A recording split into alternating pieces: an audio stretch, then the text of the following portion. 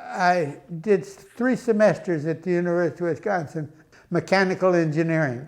And I would wash dishes for my meals, and I worked Wednesday afternoon caning chairs and Saturday afternoon mowing lawns.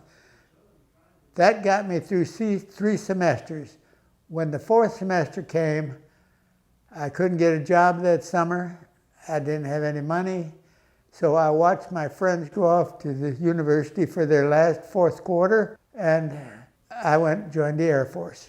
In September 3rd, 1940, they sent me to Scott Field in St. Louis, and that was the recruiting place, and they gave you all kinds of tests to see what you were qualified for.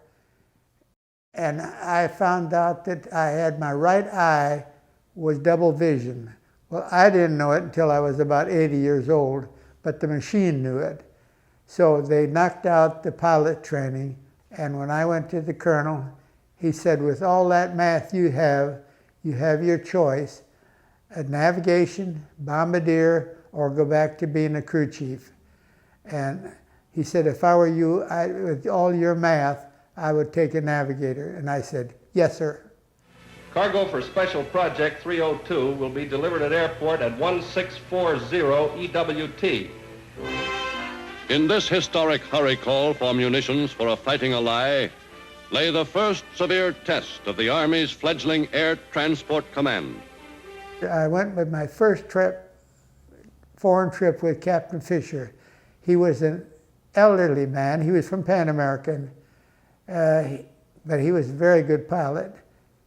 I'd say he probably wouldn't ever see 40 again, but he knew an aircraft. We took off from Miami 36th Street in a B-34, called the Fireball route, because General Rommel was fighting in middle and northern and Africa, and we had to go behind him. So we went to Trinidad, Belém, Natal, from there to Ascension Island, from Ascension Island to Africa, and turned over this B-34 to the British. Well, this B-34 was very interesting. They took out the turret gun from the ceiling, and they put a door in. And the waist guns, they took all the guns out because of the weight. And they wanted to make it up with fuel. So on the way over, in order to shoot a star, I had to put a rope around my waist and fasten it to the stringers on each side of the airplane, and then open the door and stick my head out. And the rope was for if there was a turbulence, it wouldn't pop me out. So we finally got there. I don't remember how many stars I took, but it was an 8-hour flight. I probably shot 8 or 10 positions. On the way over, we were about an hour and 15 minutes out, or hour and 30 minutes, something like that. And Captain Fisher turned to me and said, what's our destination? I told him it's about an hour and 15 minutes. He says, can I see your map? And it was a perfect night. And I had perfect shots. And he said, are you trying to impress me? I said, no, sir. He says, well, my compass says we're 15 degrees off. The island is 15 degrees to our north. And I said, Captain, if you'll go an hour and 15 minutes and you don't see the island, then yes, go out, take your compass. Well, hour and 15 minutes, there was the island. So we landed, and of course the captain was very upset. He said to the operations officer, I want my compass checked. And he said, Captain, you don't need your compass checked. That's a German submarine out there, and they got a more powerful beacon than we got. Then we caught a ride with the transport back to that same route, back to Ascension Island, Natal, and out to because at that time we didn't have any airplanes that would go across. And then they sent us to Nashville, Tennessee. And we stayed in Nashville, Tennessee for over a year, flying cargo.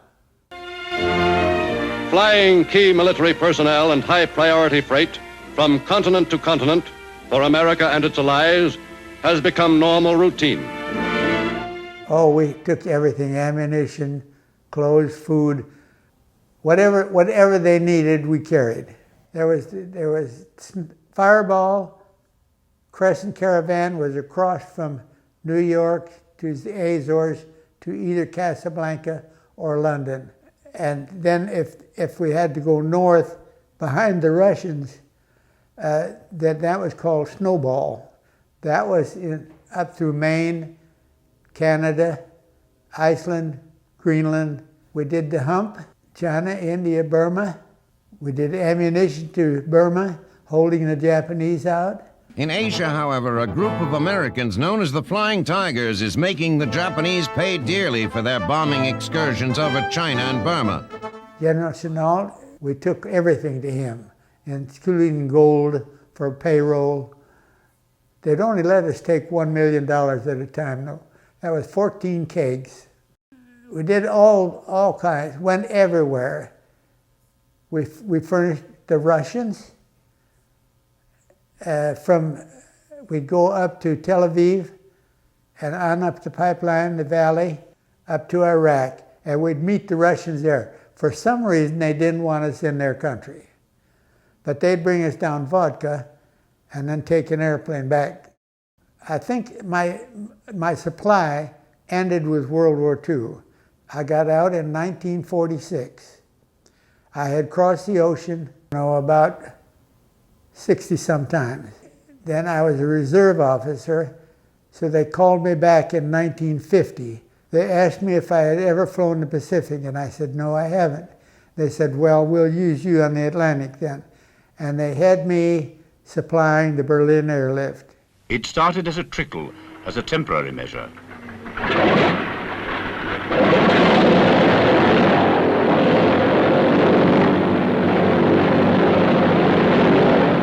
Plane after plane. Destination, the airfields of West Berlin. We were taking off of New York about every 3 minutes. And one day coming back from England, there wasn't a cloud in the sky. And I counted 87 C-54s or 74s, either one, going back to New York. We brought them so much food, clothing, bedding, whatever they needed, so much that it was stacked everywhere. And the East Berliners would come to the wall and beg for food. They had so much. I went by myself to Mobile, Alabama. I flew in Mobile for about almost a year, I think, over in C-54s, over to the Berlin Airlift. And then they sent me to Delaware, Wilmington, Delaware. And I continued the same route. All total, I went across the Atlantic Ocean 96 times. I put 12 years active, total. 8 years, 8 years was during wartime, and 4 years was in the reserve, going to different places, West Palm Beach, Miami, and summer training, 2 weeks every summer. I started my career in 1940, and at 20 years service, so 1960 they retired me. They didn't need me anymore.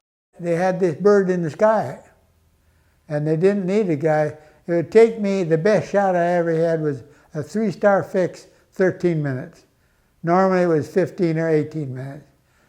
But this was a record, was 13 minutes. And my wife and I went to England one time, and we came back on Space Available, which is a military airplane. And I asked if I could see the pilot, And the steward said, sure, go ahead up there. So I said, where's your navigator? He pointed at this little box about so long, about so square. He said, just punch those 2 seconds. I had the position. So they sure didn't need me.